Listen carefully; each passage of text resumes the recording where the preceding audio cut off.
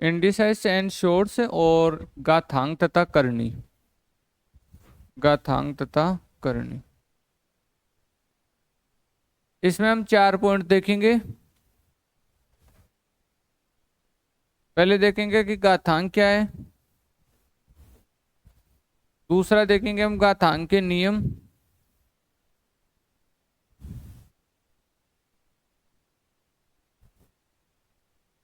तीसरा हम देखेंगे कि ये जो शोर्स बोला जा रहा है यानी करनी, ये करनी क्या चीज है, और चौथा हम देखेंगे करनी के नियम।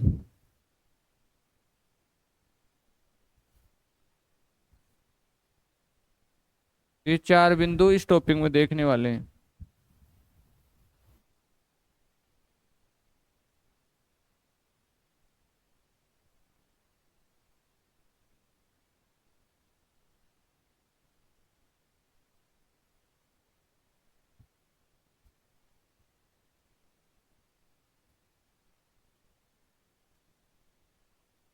एक नंबर और 3 नंबर कोई खास पॉइंट है नहीं, पॉइंट 2 और 3, 2 और 4 ही काम के हैं, ठीक है। ये तो बस ऐसे नॉर्मल से पॉइंट है। क्या है देखना, अब जैसे मैंने ये लिख दिया 1 की पावर x, तो इस 1 को तो लिखते हैं क्या, आधार। ये तो इसका आधार कहलाता है यानी बेस, और ये अक्ष क्या कहलाता है, घातांक कहलाता है। घातांक, घात का अंक घातांक कहलाता है, ठीक है। तो पॉइंट नंबर 1 यही है जिसमें ये आधार कहलाता है, ये क्या कहलाता है, घातांक कहलाता है। मैं थोड़ी देर बाद में कहूंगा कि आधार समान हो आधार अलग अलग हो तो घातें जुड़ जाएगी, नहीं जुड़ेगी। तो जब पता रहेगा कि आधार क्या चीज है घातांक क्या चीज है तभी तो बता पाएंगे। तो मेरे को ये बताओ, अगर मैं ये लिखूं 7 की पावर 300 तो आधार कितना है, घातांक कितना है 300। और ऐसे लिखूं मैं 3 की पावर 1/8 तो आधार कितना है 3, घातांक कितना है 1/8, ठीक है। अब जो ये बटावा में नहीं होते ना ये 300, जैसे 300 ऊपर ही है तो ये तो हम पढ़ेंगे घात और घातांक के नियम में, और जो ये बटावा वाले होते हैं ना 1/8 और 5/8 ये हम पढ़ेंगे करनी और करनी के नियम में, ठीक है। और आप देख रहे हो कि सर जो हम स्क्वायर कर रहे थे किसी संख्या के ऊपर वो घातांक की तरह था, क्यूब कर रहे थे वो भी घातांक की तरह था। तो जैसे ही हमने स्क्वायर रूट किया है 2 की पावर 1/2 किया और क्यूब में 1/3 किया तो ये करनी की तरह आ जाएंगे। तभी मैंने उस समय बोला था कि 4 नंबर का टॉपिक कुछ नहीं है, 5 नंबर के टॉपिक का बेसिक ही है। अब यहाँ पे क्या होगा, ये भी चलेगा ये भी चलेगा, साथ में ये सब भी चलेंगे, ये भी चलेंगे सब, ये भी चलेंगे, ठीक है। और पावर में क्या, पावर में ये दोनों भी चलेंगे और साथ में ऐसी पावर पूरी भी चलेगी, ठीक है। तो ये फर्क है इनमें। तो बस ये इतना सा पॉइंट ये लिख लो और फिर 2 नंबर लगाओ घातांक के नियम।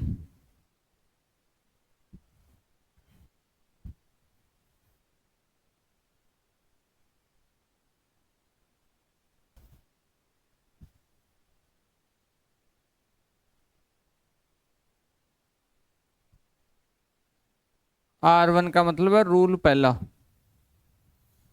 देखो R1 का मतलब है रूल पहला, ठीक है। घातांक के नियम, और घातांक के नियम में R1, R1 का मतलब है रूल नंबर 1 क्या है देखना।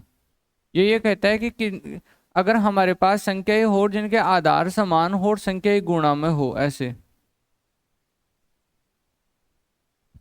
ए है ये नो नहीं है ना, मैं ऐसे लिख दिया, चलो ये लो, आधार समान हो और संख्या किस में हो, गुणा में हो तो घातें जुड़ जाती है। तो हम लिखेंगे 1 की power x plus y plus z, जोड़ बाकी में इनमें होंगे भाग, मतलब मत जोड़ देना, किस में होनी चाहिए, सिर्फ गुणा में। इसका एक एग्जाम्पल भी साथ के साथ देखेंगे।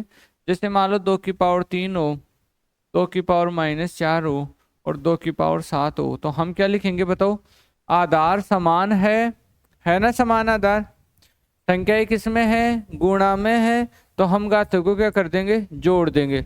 जोड़ने का मतलब ये नहीं बस इस -4 को भी प्लस का 4 करके जोड़ेंगे तो जोड़ेंगे, ये माइनस का है तो घट जाएगा, जोड़ना घटाना वो एक वे हो जाएगा एक तरीके से। तो 3 -4 प्लस का 7, तो 2 की पावर कितना हुआ, 10 में से 4 गया तो 6, यह आंसर हो जाएगा। पहला रूल लगा लोगे कभी जरूरत पड़ेगी तो। क्या है पहला रूल बताओ? आधार समान हो, संख्या एक गुणा में हो तो घातों को जोड़ देंगे। रूल नंबर 2 क्या है? रूल नंबर 2 ये कहता है कि अगर कोई भी संख्या हो और उसकी पावर में अगर जीरो आ जाए तो उसका मान एक होगा, जीरो नहीं होगा।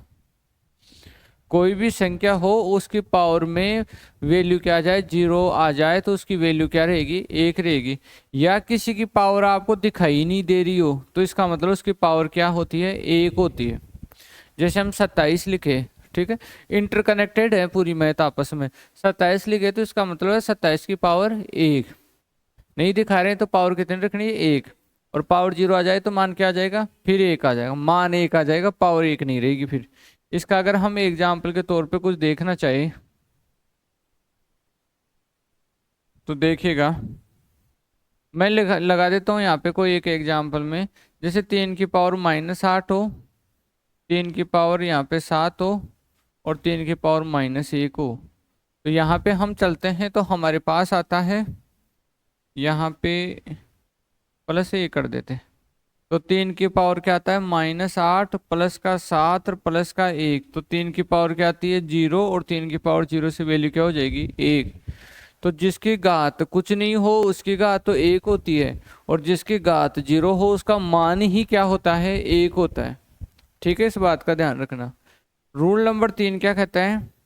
रूल नंबर 3 ये कहता है कि अगर आपके पास ऐसा हो, घात का चिन्ह नेगेटिव हो तो वो बटाव के नीचे जाते ही घात का चिन्ह किसका हो जाएगा, पॉजिटिव हो जाएगा। घात का चिन्ह अगर नेगेटिव हो तो बटाव के नीचे जाते ही घात का चिन्ह किस में हो जाएगा, पॉजिटिव हो जाएगा। तो हम इसका यूज ऐसे कर सकते हैं, जैसे मान लो कि कोई आपसे पूछे कि 5 की पावर -3 का मान बताओ रे। अब आप सोचोगे सर 5 की पावर 3 का तो पता है लेकिन -3 का नहीं है, तो कोई दिक्कत ही नहीं है।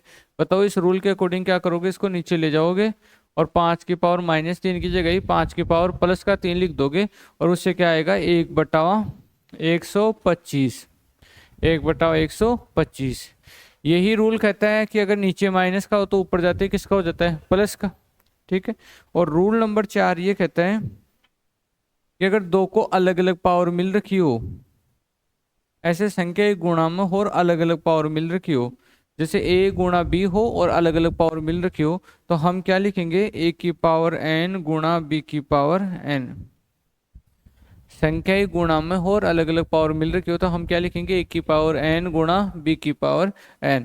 इसका एग्जाम्पल अगर आपको मैं बताना चाहूँ तो इस साइड देखना, अगर मेरे पास हो 2 की पावर 2 गुणा 7 की पावर -2, ऐसा हो, ठीक है, तो मैं क्या लिखूंगा बताओ, 2 की पावर -7 और 7 की पावर भी माइनस का 2 की पावर -2 और 7 की पावर भी -2।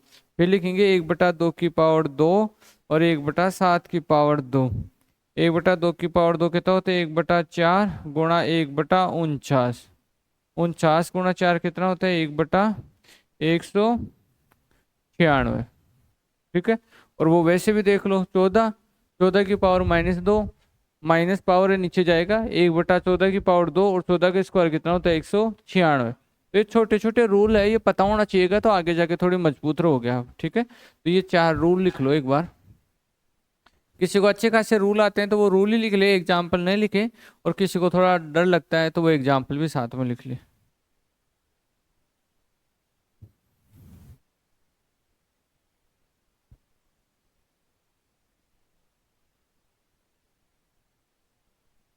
आगे।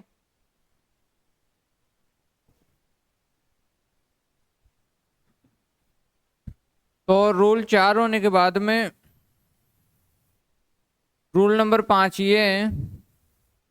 और एक चीज और ध्यान रखना, ये रूल LHS से RHS भी जाता है, RHS से LHS भी जाता है। तो 4 नहीं, एक तरीके से 8 नियम हो गए हैं। ठीक है, जैसे ऐसे भी जाता है और वापस ऐसे भी लगता है, वो पर्सन की रिक्वायरमेंट के हिसाब से लगेगा। तो ये जो 5वां रूल अपन ये लिख रहे हैं कि अगर हमारे पास a/b की पावर माइनस का n हो,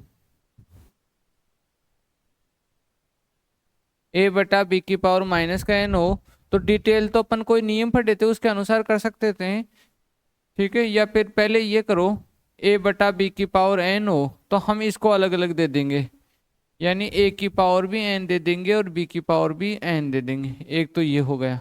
जैसे हमारे से पूछे कोई, ये रूल हम काम में ले रहे थे पहले भी, ठीक है, लेकिन पहले आपको एक नियम के अनुसार नहीं बताया गया था, बस नियम के अनुसार बताया जा रहा है। जैसे 2/3 की पावर 4 हो, तो हम क्या लिखते थे इसको, 2 की पावर भी 4 और 3 की पावर भी 4। 2 की पावर 4 कितना होता है, 16, और 3 की पावर 4 कितना होता है, 81। तो 16/81, सही है बात है। तो ऐसे बटाव में हो और पावर में हो तो वो पावर अलग अलग मिल जाती है, ऊपर वाले को मिल जाएगी, नीचे जो बटाव में उनको मिल जाएगी। ऐसे मान लो और हो जाता, ऐसे हो, और फिर पावर 2 हो, तो हम इसको देंगे 2 की पावर 2, 7 की पावर 2 और 3 की पावर भी 2, ऐसे देंगे। सबको मिलेगा जो भी मल्टीप्लाई में हो।